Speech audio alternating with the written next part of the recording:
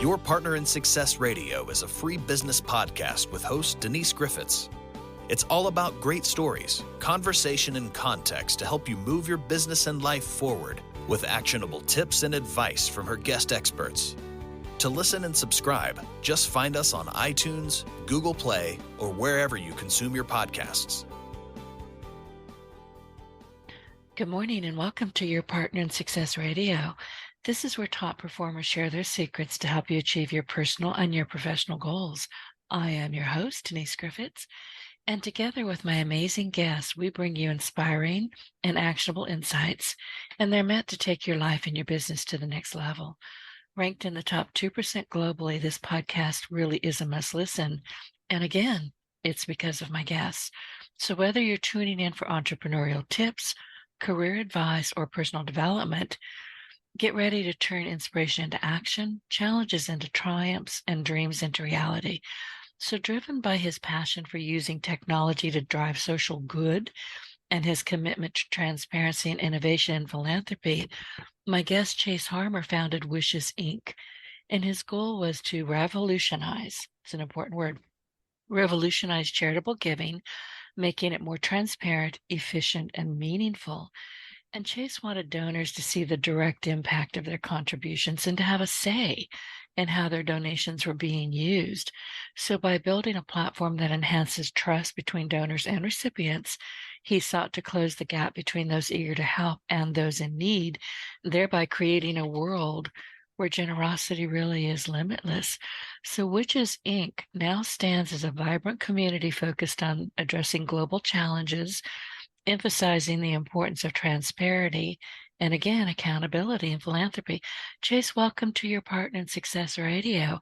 Yours is a really, it's a fascinating journey. We had a pre-interview that had me scribbling notes. So before we get started, could you tell us a bit about yourself, including what motivated you to pursue these interests and how your journey began? Yeah, sure. Thank you, Denise. So excited to have this conversation with you.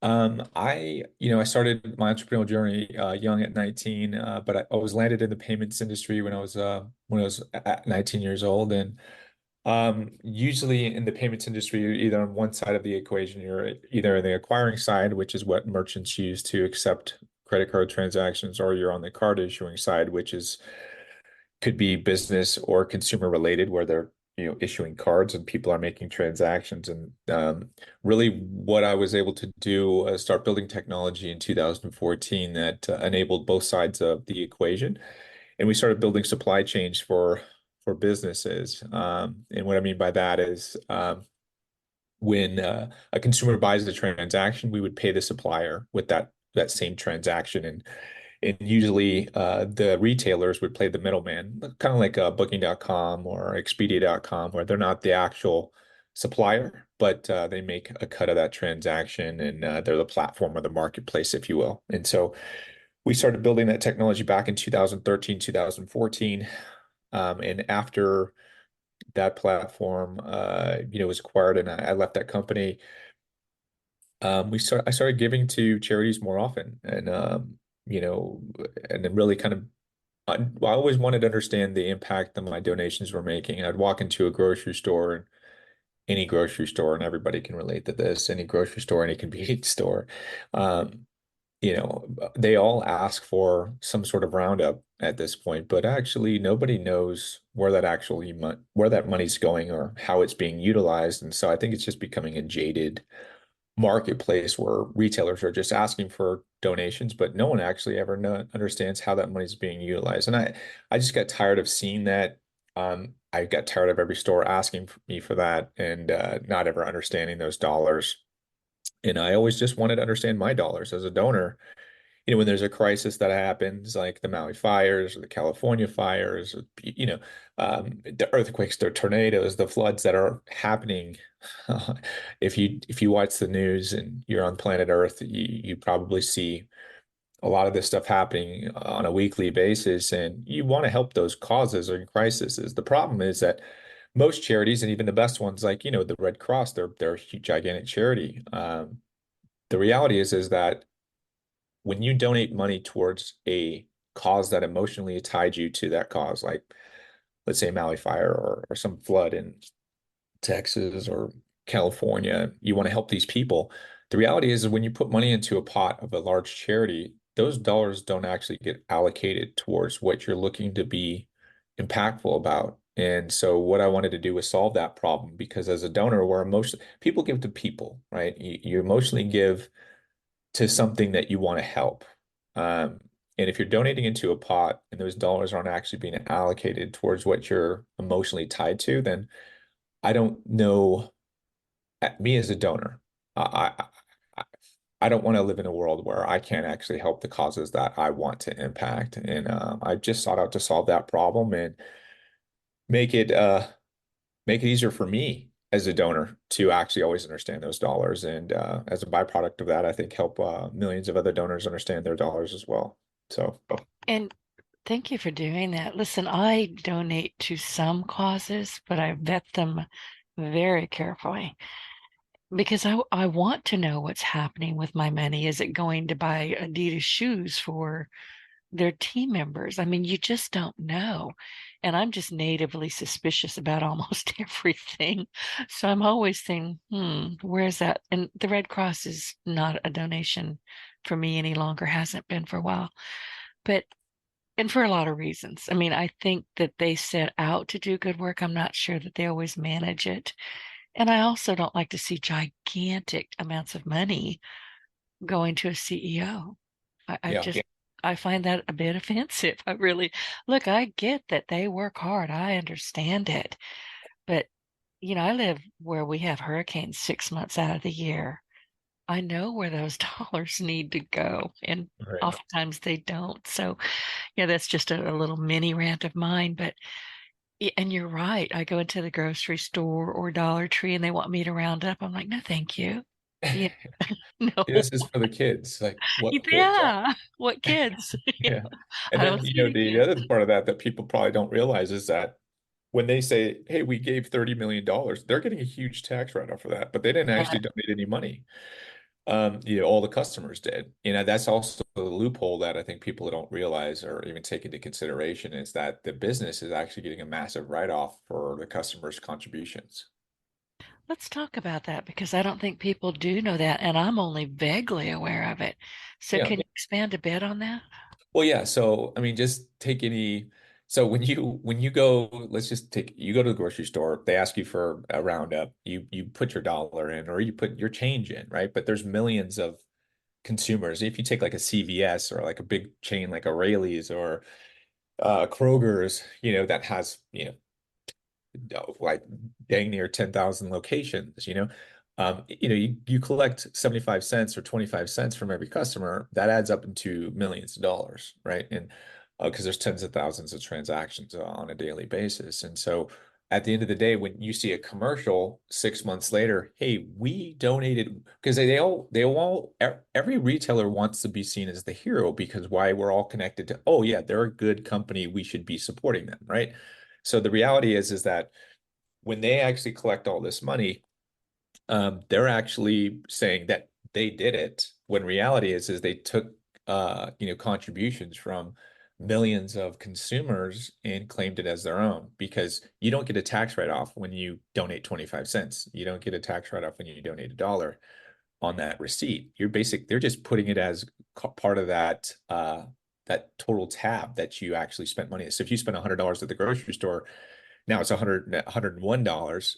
You're seeing it as $101 and they are the same, right? So they're taking that dollar, they're putting it in a pot, if they're putting it in a pot, and then they're actually donating this to wherever that's going, and then they're actually getting that massive tax write-off from whatever that charity is. And that's just the reality is the consumers don't actually see any of that tax deductibility. It's all the commercial retailer is. So And that makes sense. And you'll see it online. I tend to do most of my shopping online. And every Saturday, Walmart delivers my groceries. Thank you, Walmart. But they always want me to, do you want to round up? No, I don't. yeah, I mean, there's nothing wrong with that, but I think the No, but I'm reality not is going that to do it. I don't know where that money's going. It could be going to right. the Teamsters for all I know. Right. Well, I mean, CBS had an $800 million fine, which most Oh, people don't know about because they were misusing some of those funds. And so I think, on a bigger level, nobody's looking. nobody's paying attention, and nobody actually knows because that's really all going into one bucket. At the end of the day, it's all going into one bucket. It's going into that retailer's bucket. I'm not sure how they separate that out, because really when they settle out that transaction for your $101, it's still $101. I mean, how are they even accounting for that Yeah. extra dollar in their system, How do right? they And so, split that out? right. But nobody knows that, right? And so I think when nobody's looking and you have thousands of retail locations, and it's hard, I guess, probably would be harder for them to not put their hand in the cookie jar if nobody knows, right? And so, CVS got in trouble for that.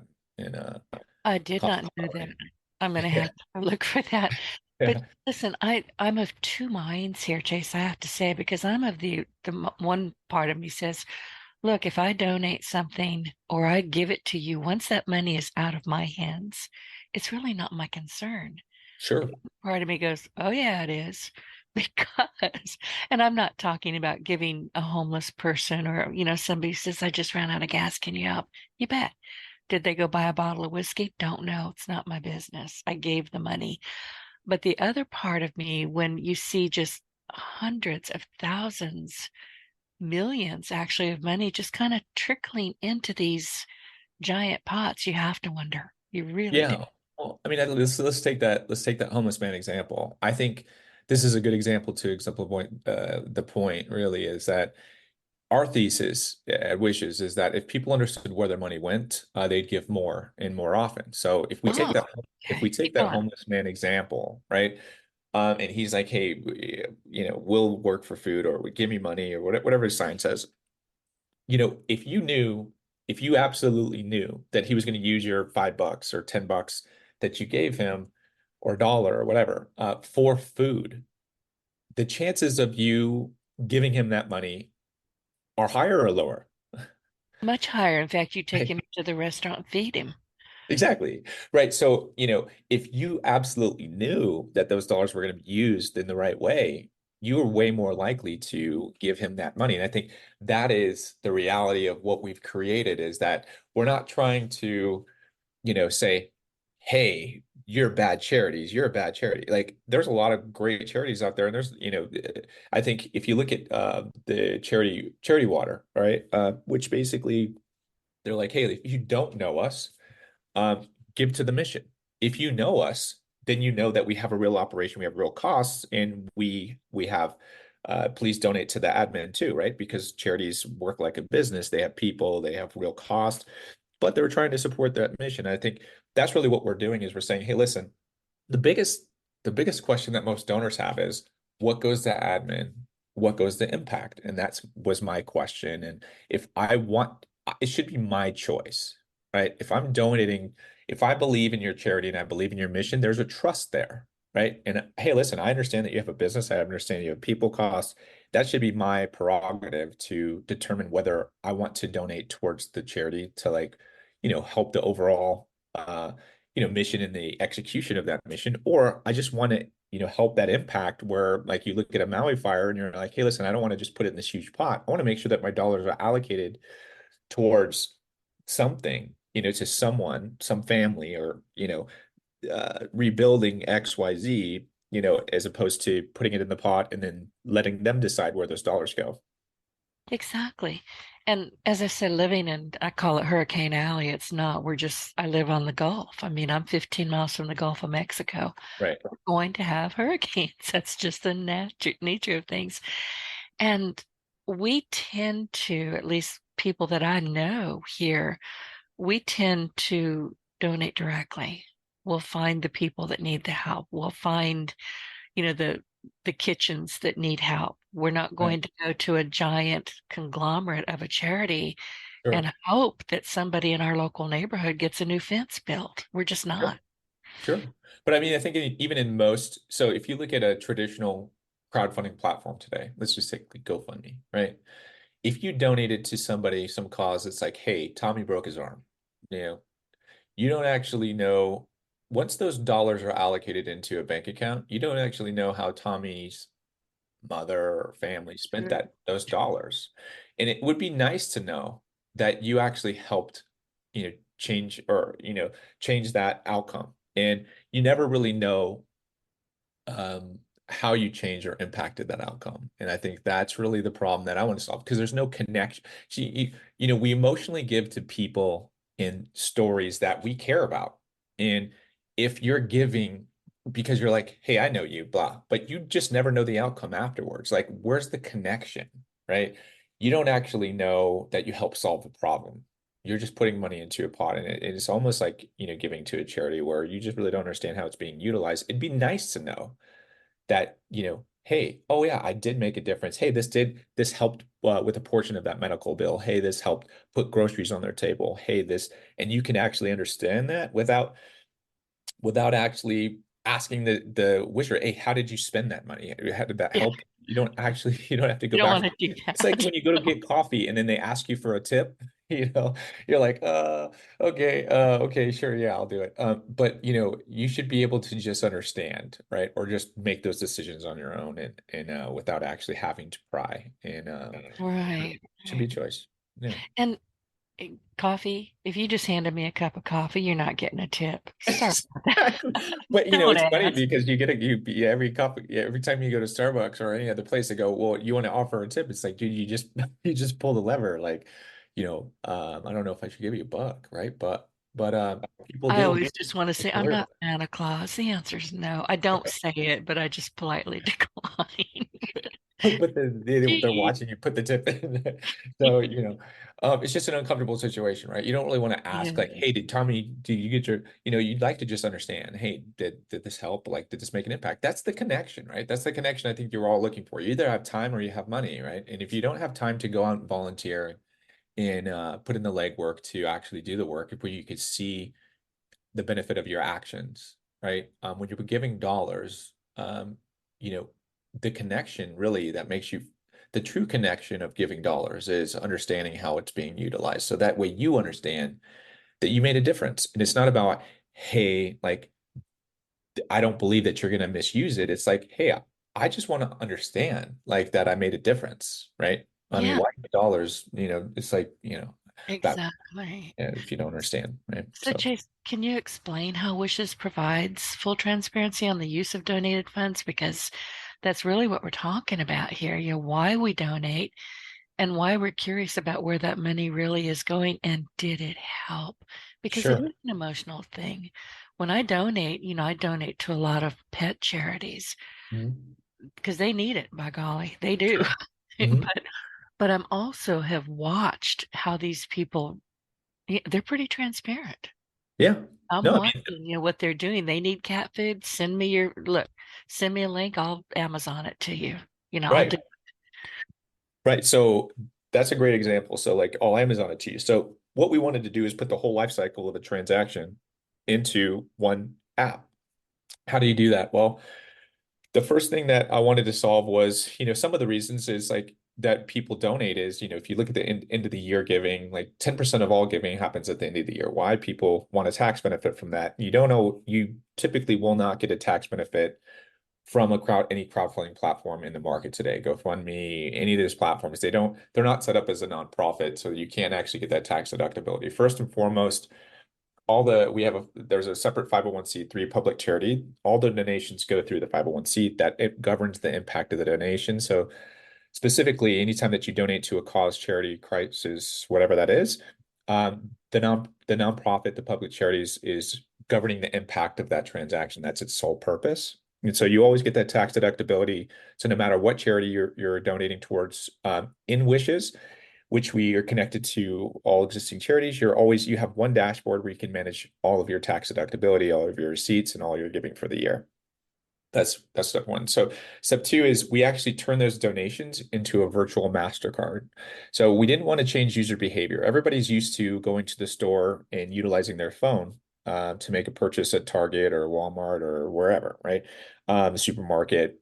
And people utilize their phone for apps and these other types of purchases. So let's just take the Maui example as an example, the Maui fires. So there's a lot of people there that needed to fly out of there because their house burned down, or they wanted to go stay with their family in California instead of Hawaii because the island was a mess, or they needed groceries for their family. So they needed a hotel, or they needed an airline ticket, or they needed groceries, or they needed a ride share because their car got burned up, whatever that is, right? You can actually specifically donate to a category like, I want to help this family with a room tonight because they don't have a house. You can actually donate towards a hotel category. And we turn those cards into we turn those donations into that the donor makes into a virtual MasterCard, and we push those directly to that wisher story. So if you think about GoFundMe, where people create a story or charities create a story, they would actually have a story, but instead of receiving cash into their bank account, they receive a virtual MasterCard. Okay, that can be used immediately. And that also helps speed up the timeline of deliverables because GoFundMe takes about 10 days to receive funding because of the way that they get the funds transferred.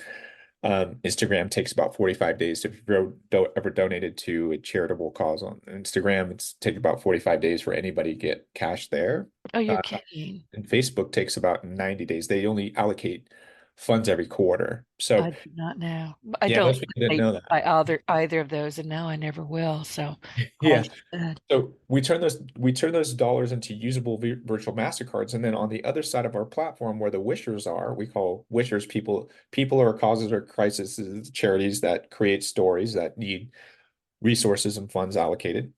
They're actually instantly pushed into our shopping portal, which is connected to thousands of retailers. And think about everywhere that you spend money today. You said Amazon, Walmart, Walgreens, CVS, Sam's Club, Costco, all of the places that you could potentially spend money, big box retailers, Office Depots, all the categories are covered there. You can instantly take those that PetSmart, things like this for pets. You wanted to buy food for the cats or the dogs, and then send it over to the charity. You can actually instantly, you can take those dollars that are on that virtual MasterCard, push them, you can spend them directly into the shopping portal, and you can instantly get those services and products purchased and delivered. So at the end of the day, we kind of built the whole life cycle of the transaction. And then once those dollars are spent inside of the market, those donors are able to understand how those dollars are spent. So if you take an example, we use the Red Cross again just because it's so big. When dollars come in, when you put $20 into a bucket, it's impossible for a charity to tell you how those $20 were spent. First of all, because it's blended in with potentially tens of thousands of other transactions, right? But when you're donating directly into a cause and wishes, it's first dollars in, first dollars out. So if you've donated, you're the 20th or 100th or 1000th person to donate into a campaign, and there's, let's just say, $10,000 into this campaign for this wish or story, whether that's a charity, a cause, or crisis.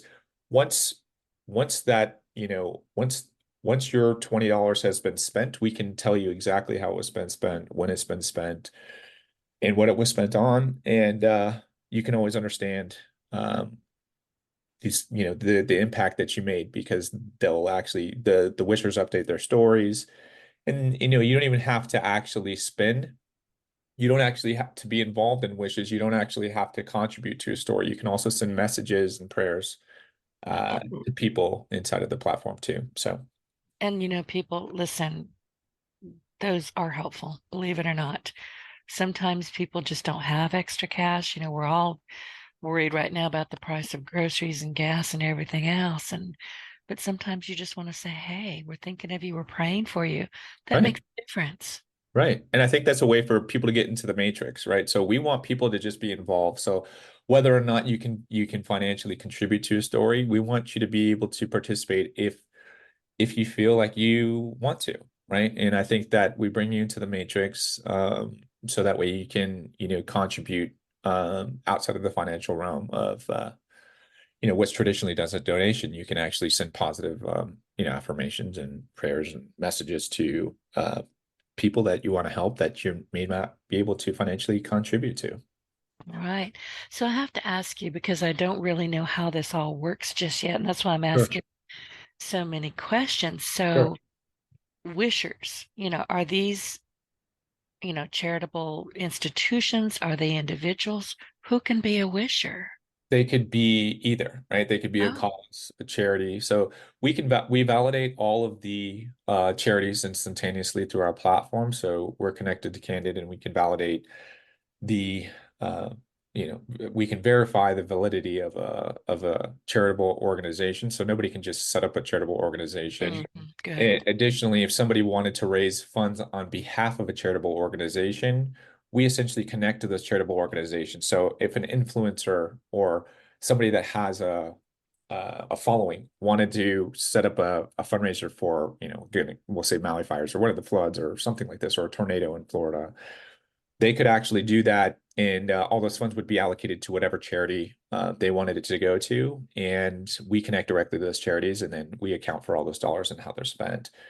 But a wisher, and this is the benefit of us being a nonprofit, a public 501(c)(3), is the reason why people can't get a tax deductibility when they donate to an individual story through a crowdfunding platform like GoFundMe is because they're set up as a for-profit, and you can't donate to an individual and get a tax write-off that way.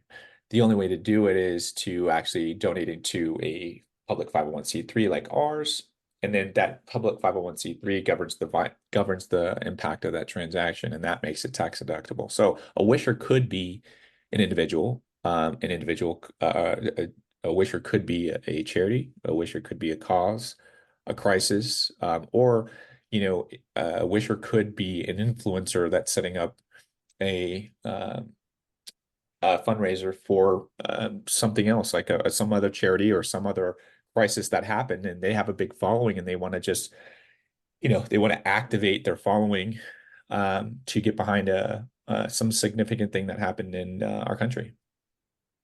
This is amazing. I'm very rarely without words, but you're leaving me just about speechless here, which is a good thing. But I have to ask you, can you share some examples, excuse me, of how donor contributions have made a tangible impact? Do you have any great stories that you can share? I'm sure you do. Well, yeah, I mean, at the end of the day, I mean, the donor, we guarantee three things on our platform. The donors will always have the ability to get tax deductibility on any donation they make. It also works almost like a DAF, where we have a wallet inside of our platform. So let's just say that, because crisis happens all the time, you want to, and we'll take the last 10 days or a few days of the financial giving year, which is typically the end of December, where people want to push money in, but they don't necessarily know where they want those dollars to go, but they want the tax deductibility as well.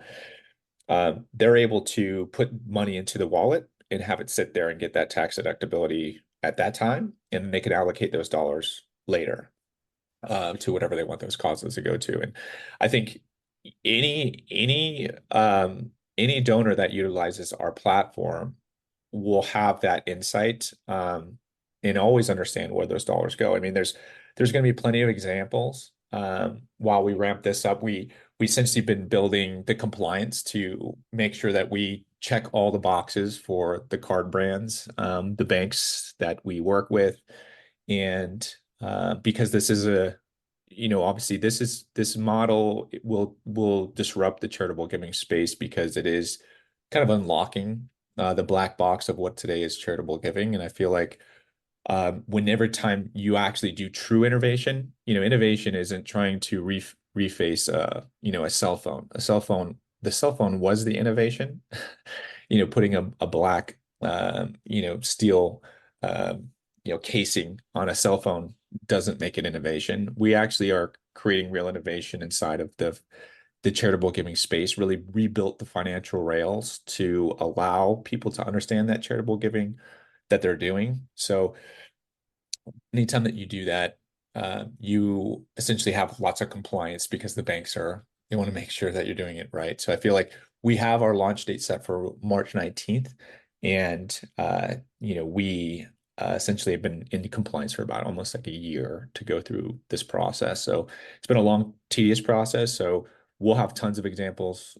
We know that, but really, if you think about what we're doing, it's built for donors, but it also allows nonprofits to raise more funds. Think about if you're a nonprofit and you're a brand new nonprofit. and you don't have any track record, um, first of all, it's hard to raise money in this market anyways, right? No matter what kind of charity you are. It's almost impossible for new charities to gain traction in this market without actually showing donors what they're made of and how they're doing the business. And so if you think about any mission related activities that are service orientated or products or services on the ground that need to be allocated, and we're essentially going to be, I think, the new conduit for the donors to always understand their money. And really what we want to be able to do is prove the model that if donors understood where their money went and where it's going, that they would give more and more often. And we really just want those missions that are, supported by those charities are given the opportunity to succeed, and new nonprofits can uh, can generate a lot more dollars, and donors are really just optimistically, enthusiastic about giving again. And I think,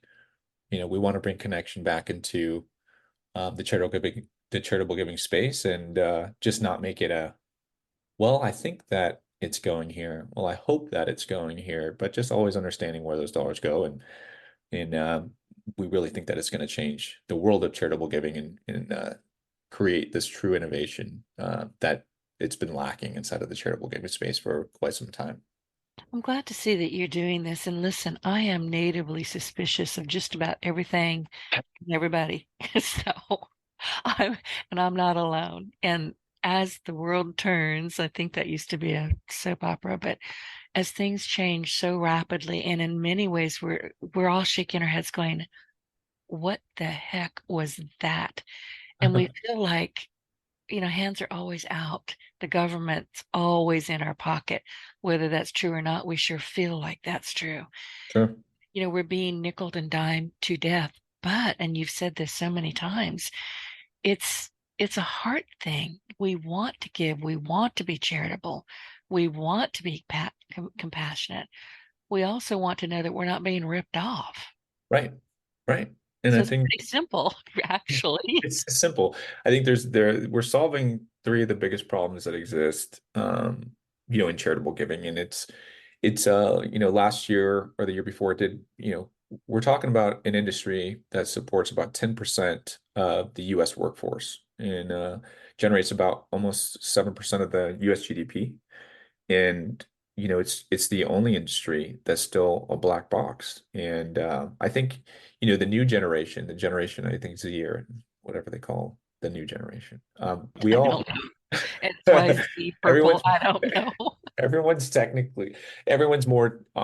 on their mobile devices. We didn't I didn't even cell phones didn't even exist until I was out of high school, right? And so I think these guys are our kids have all been on cell phones since middle school, and some fifth grade, a lot of these kids. And so they're just used to understanding, and they want to know. And I think the future of charitable giving is transparency. And we're the first fintech in to create it, to come up with this model. And I feel like we because of the impact that we think that it will potentially have, we definitely won't be the last, but we definitely are the first. So Yeah, definitely. So Chase, was there any kind of personal reason that's, it's something that had an impact in your life outside of knowing the technology and creating the technology and, wanting to know, why is this a black box? Why can't we see it?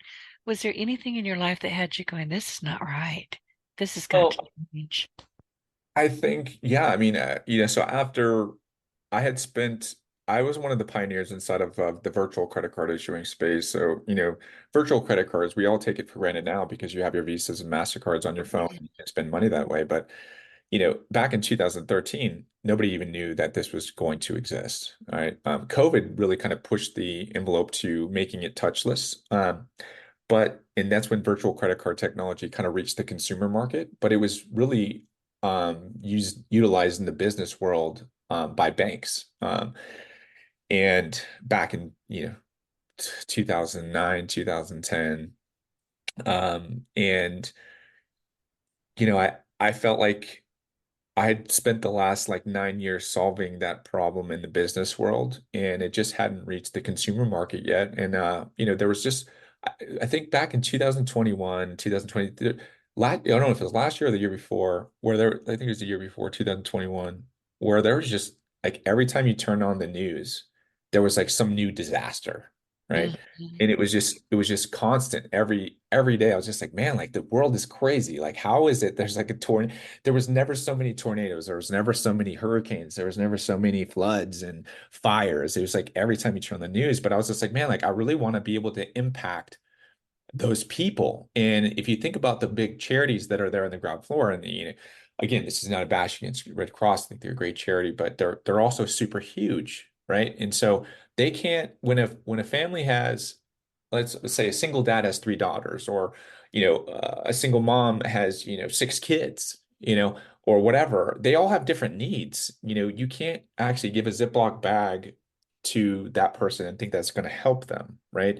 Because a big charity like the Red Cross, they're built for the masses, so they give the same thing to everyone, right? But how do you impact that family, or that person that has a circumstance where they need different things? The reality is that you really can't, and there's no way to do that. And so I felt like we could solve a problem for donors to help them understand that those dollars are allocated, because platforms like GoFundMe have skewed the market where you really don't trust where those dollars are going, because there's Netflix documentaries about how people misspend funds. They donate, they create stories on GoFundMe about some problem or some cancer, or some health related thing that just isn't true, and it goes into a black box, and then GoFundMe finds out a year later or 2 years later that they actually spent all that money on first class plane tickets and travel and all this stuff. So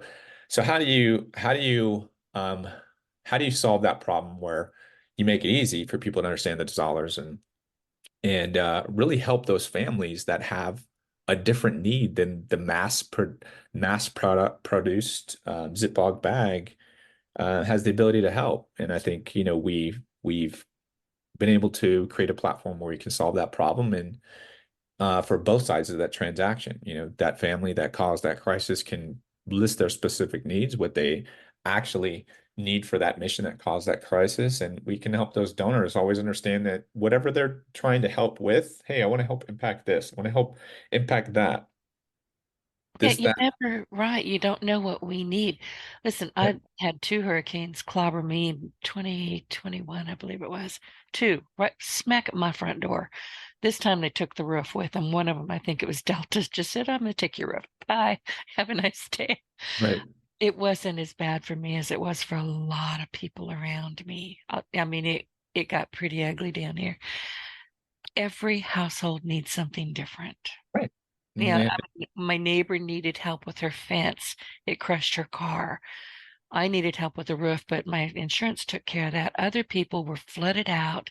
You could drive by there, a week later when the water retreated, and all of everything they owned was outside, including the flooring. right. And They I had mean, nothing even your house, yeah, the insurance takes care of it, but how long does that take, right? And where do forever. you And then Yeah, my insurance forever. And company then went you have to bankrupt. stay in Yeah, exactly. So like, seriously. yeah, so I mean, I think there you have insurance and you have these types of things, and maybe you have, other family members, but if you have a baby, you need diapers, you need Right. this, you need that. So like there's just all kinds of stuff that people need, and their needs are different, and the mass produced and it's nothing against them. They're built for the masses, right? Because everybody needs to get help, right? But Yeah, they yeah, can't account for the one-offs. And I think the one-offs is really where wishes can be super, super helpful, and also allow the donors to understand that they're actually making an impact, instead of actually going to a Ziploc bag that maybe isn't going to help the family that needs it the most. exactly. And since we're talking about Ziploc bags, I love that analogy. Let's drill down into some of the categories. I don't know if I'm even stating this correctly, but Yeah, you said, some people need help with their pets. During right, a hurricane, I mean, the big thing around here is do not leave your pets behind. right. Just Well, don't. And pets it are part of happened. the family, right? So Right. yeah. So yeah, I mean, so all the we pretty much support all the categories you could possibly, give to. We have, kids, we have toys, education, electronics, home improvement. So, people's houses get blown down. They need to get lumber and sheetrock and, studs and foundation, cement, all the things that like Home Depot or Lowe's or, Ace Hardware or places like that can support. You have office supplies. People maybe have a hard time with their business. They're a startup, a young entrepreneur. You have kids that need toys. You have of course, pets, right? PetSmart and all these types of retail outlets that can help um, well, veterinarians, doctors, Mhm. hospitals. I think the list goes on and on. And the ones. So the cool thing about our platform is, if you donate to a category specific thing, like somebody's like, hey, listen, I need help. I need a place to stay tonight because my house burned down, or hey, I need a place to stay tonight because, I I can't pay my rent, whatever that is, and people want Right. to help that story, you can actually buy them a hotel room, right? And the cool thing about that is when you donate through Wishes, most people get rewards and cash back when they spend money on a hotel room or groceries or a restaurant or ride share. There's a lot of different bonus categories that a lot of credit cards support. You as a credit card holder can actually donate to a category like a hotel category, like a groceries category, and you actually can get the cash back and rebates from your own credit card from going through Wishes because the credit card will see it as a hotel purchase instead of when you donate to a foundational or a charity, you don't typically get some tax write-off for that or like additional cash rebates and rewards for that.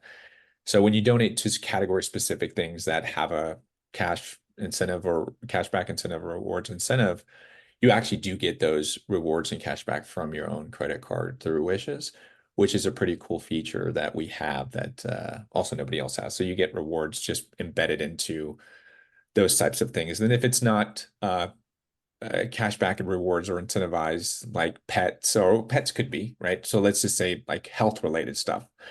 It will go through just the charity bucket, and those funds will be allocated. And it's almost allocated like if you think about a gas card, right? So we turn those cards can only be utilized for those specific things. Like you can't ask for help with ride share, for example. Like, hey, I need help getting back and forth to work. My car broke down, right? You can't actually set up a story and collect funds for ride share and then not use it there. You actually have to use it there. Like if you ever had a gas card before, gas cards are you can't use that gas card in Macy's as an example, right? Oh, that's just not right. You No, you should. can't. You can't. But if I'm you laughing. allocated it, so the way that most programs work is they're not merchant category code specific. So like if you get a card and they're like, hey, here's $100 on a card, right? You could use those funds anywhere, right? Typically, but through Wishes, you're earmarked specifically for whatever it is you've asked for. So if you say, hey, listen, I need to use this money for Tommy's broken arm, or hey, I need to use this money for clothing, right? You can't then take that card and then go, buy a trip with it. It just won't work that way. So I think those are restrictions that we have inside of our platform that make committing fraud much harder, and misusing those funds is much harder inside of the platform as well. So And I think that's such an important part of what you're doing because, as you've said, we don't know where that money's going. We can hope for the best, but honestly, I really don't. I just assume that at some point, some of it, if not all of it, is going to be used in a way that I probably wouldn't approve. So again, I'm very careful about who I donate to, and I tend to stay local because I can see what they're doing. yeah, I I know mean, that they're actually, feeding the dogs or whatever it is that they're doing.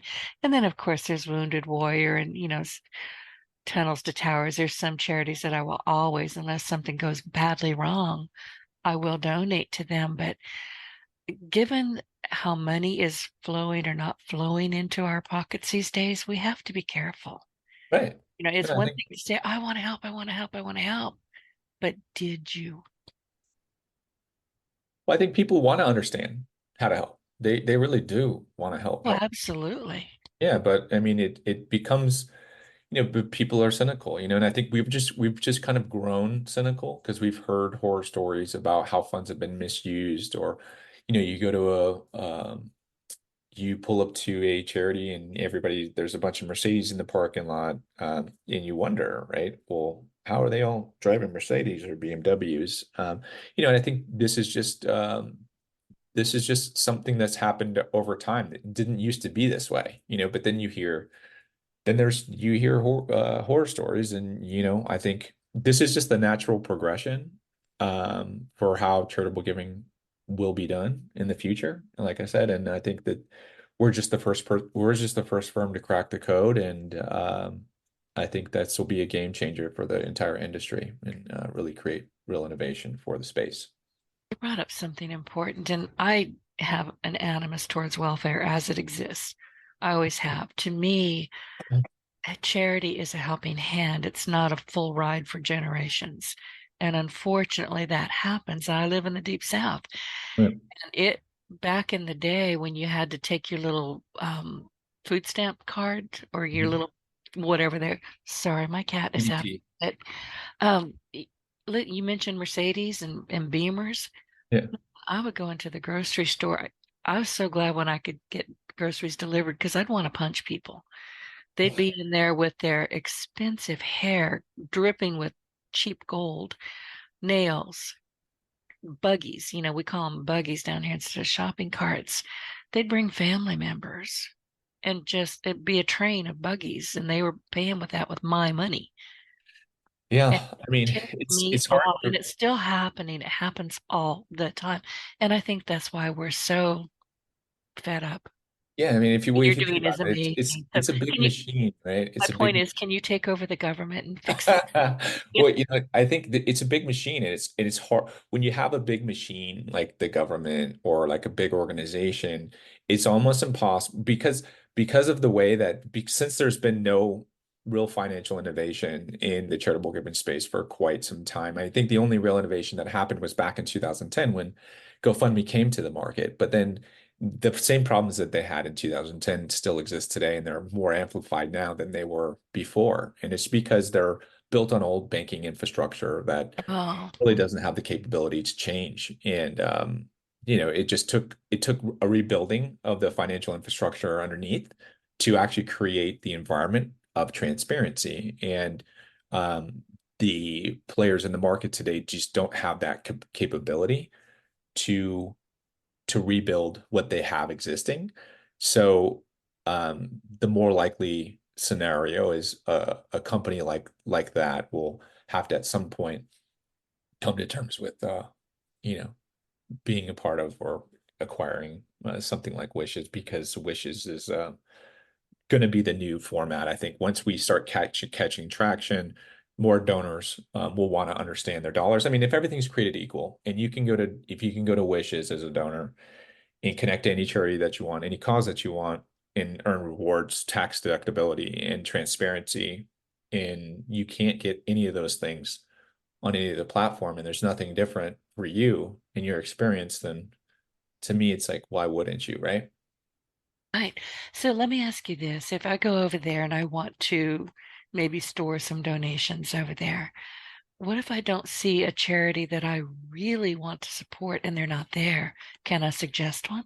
Yes. So we're actually hoping that donors will let us know which ones are there, because the reality is we're connected to all of them, so we can validate any of them, right? But we also can't create stories for all the charities right away, right? So if there's a charity that you want to see inside of the platform, or hey, are you guys connected here? You can actually send a request, and then we would actually engage those particular charities and get them on the platform. And that way you can allocate dollars towards whatever it is that you want. So we have the abilities to connect to any charity, but there's literally 1.7 million of them in the United States. And so, quite frankly, we can't create stories for 1.7 million charities, but we do have the ability to validate and verify all of them that exist that are actually in good standing. So I think Yeah, we're looking for donors to tell us which ones they want on the platform as well. And I'm assuming that there are no size issues. They can be a charity of two people or a charity of, 500 people working in there. Did I lose you?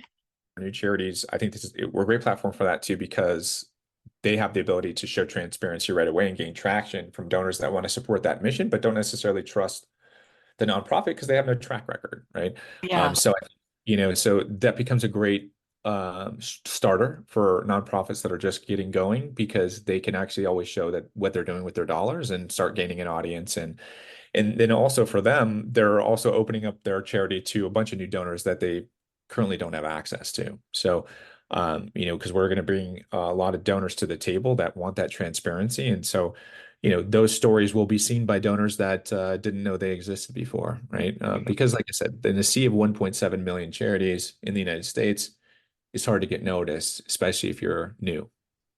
exactly. I want to ask you, I mean, you've been building this for a while. What do you think some of your biggest achievements are?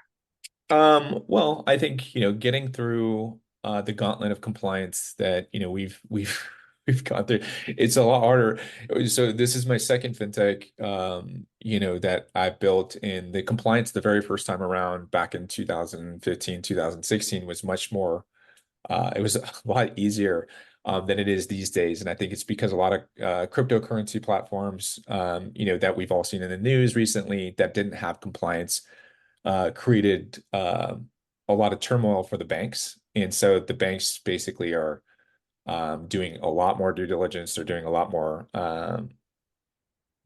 stability checks basically on the platforms that are coming to market. So I think going through that gauntlet was a big deal. And I think, being able to create this new model where we really have an opportunity to change the space is a big deal. So, having our deadlines and our launch dates here in the end of March, finally getting some solid dates that we can stand behind is a big deal. So we're just super excited to launch the platform, and we hope that the donors are as well. We've done a bunch of tests in the market, and donors are really thirsty for this. And I think we've had hundreds of thousands of nonprofits actually raise their hands and say, "Hey, we want to do this as well." So, our wait list is growing, daily, and we're just excited to push this out into the market and make it a household name.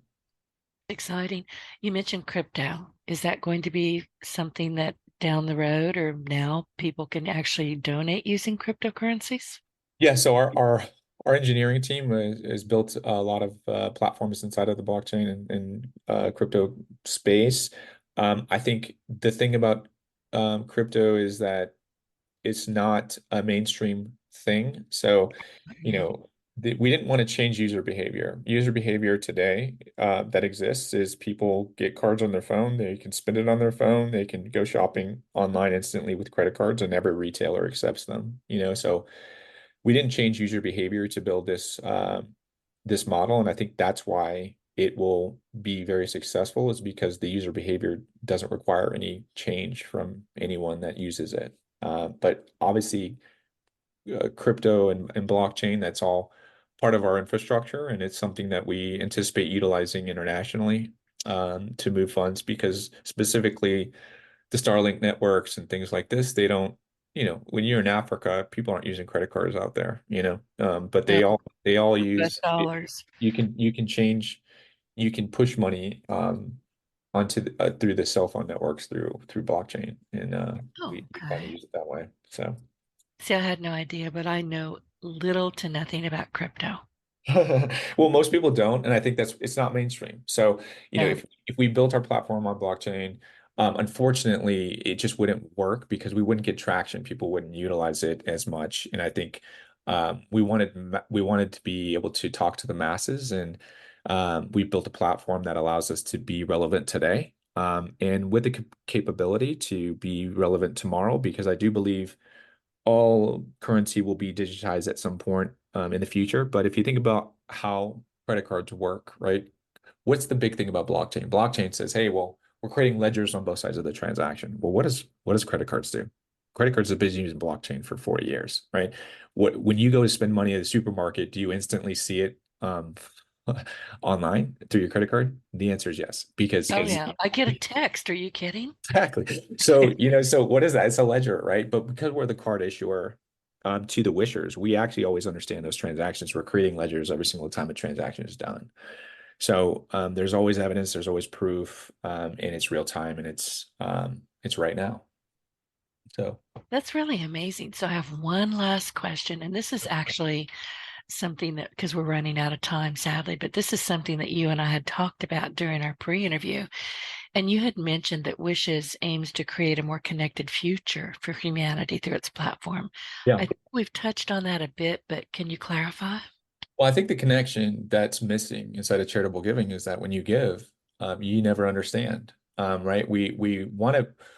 We all want to connect as humans. Like part of being a human is connection, and I'm one of those guys that I can isolate forever. But but the reality is that when I'm with people and I'm connected, I'm much happier. And I think we all strive to be a part of. We all want to, help, and it makes us feel good and it feels good to be connected. And if you're giving and you never understand, there is no connection. I think we wanted to build the connection in charitable giving where people can understand, we can build communities, people can help, people can be a part of, and really feel good about, the donations and impact that they're making. And I think that's really what we're trying to do is like when people understand there's a connection, there's a bond there. When you help someone in need and you understand that you impacted their family and they're appreciative of that and they can tell you how they spent that money, I think that creates a connection that'll never be broken. And I think, there will always be that moment, and life is just life as we know it is just a series of moments that happens, and we want to make those moments count and build that connection between the humans on this planet so anyone can help anyone and, you know, build a special moment that they can always remember. Exactly. And it doesn't have to be an ongoing, well, you helped me once, can you do it again? Right. Well, I think Maybe, maybe not. if you look at how charities raise money today, when charities raise money today, they raise money and they say, "Hey, thank you for this money." Then they come back to you again and say, "Hey," but they can't show you what they did with the money, right? Exactly. How much easier is that conversation to re-engage a donor that gave to a campaign before and say, "Hey, look what we did with your money. Look how it was spent. Can you help support this one?" That's a much easier conversation for a nonprofit or a charity or a cause to have when they can show how those dollars are spent. It's a lot easier to ask for money again when you can actually show what you did with the dollars last time. That didn't just land in a black hole. I mean, and Right. Yes. Hey, look, I, here's the impact you made. Like we right, appreciate that. right. We're doing this other thing and we'd love you to be a part of it. That's a much easier conversation for a nonprofit to have than to just go back and ask that guy for money again and not be able to tell them what you did with it. Yeah, you don't want, to find out that they bought toilet paper for their office with it. I mean, You it's just, but you just come don't know. But on. the conversation is still the same. It's like, hey, we Right. need money again, but this time it'd be, hey, we need money again for this, but look what you did last time. We really appreciate that support, and you really did make a difference, and you can show that. That's a different conversation. It is. And, honestly, when we know that we're making an impact, and this has nothing to do with charity, although my brother was a double lung transplant patient and he lived an extra 8 years. So thank God for that. But you'll hear stories. I saw one this morning, which made me think of it. And it's not charitable, but it's the impact that you're talking about that's so important. And there was Right. a young bride, and this man was walking her down the aisle. Her dad had died, but this man had his heart. That's impact. Yeah. No, I mean, I think that's the connection, right? Understanding is, and that brings us back to the thesis is that people understand, they feel connected, they feel a part of, and they're happy to help again and give more next time potentially, right? And that's the theory that we're set off to prove. I think you've already proved it as far as I'm concerned. Chase, before I let you go, I sincerely appreciate your company. Do you have any last thoughts to share? And how can Uh, listeners connect with you? Yeah. So if you're interested in connecting on Wishes, or whether you're a wisher, whether you're a business, a retailer that wants to get into our shopping portal, or a donor that wants to get on the wait list, we're set for a launch in late March, and we'd love you to be a part of it. So you can go to wishes.inc, Wishes Inc., and join one of the wait lists. You can join a wait list there, and we will keep you in the know and let you know the timelines. And that's how you can get, or you can reach me on LinkedIn directly. Chase Harmer on LinkedIn. Look me up. Happy to speak with you if you'd like to have a more in-depth conversation. But just honored to be here, and I appreciate the support and the opportunity to talk with you guys today. So It's my pleasure. And listen, when you are launched, send me a note and I'll get it out there for you. we'll do. We'll Yeah, do. just email me or call me. Well, listen, everybody, as we conclude today's episode, your feedback means a lot. So if you found the show helpful, please support us with a quick review on iTunes. Your input really is vital in my mission to inspire and empower more individuals. So don't forget to hit subscribe, leave a review, and share your Partner in Success Radio with friends and colleagues. And be sure to go find Chase Harmer on the web and connect with him, and go to Wishes and take a good long look at that. So thank you for tuning in, everybody, and I will see you next week. Again, Chase, thank you so much. Thank you. Get your voice heard. If you would like to launch your own far-reaching podcast, contact Denise Griffiths at yourofficeontheweb.com and go to the podcast tab.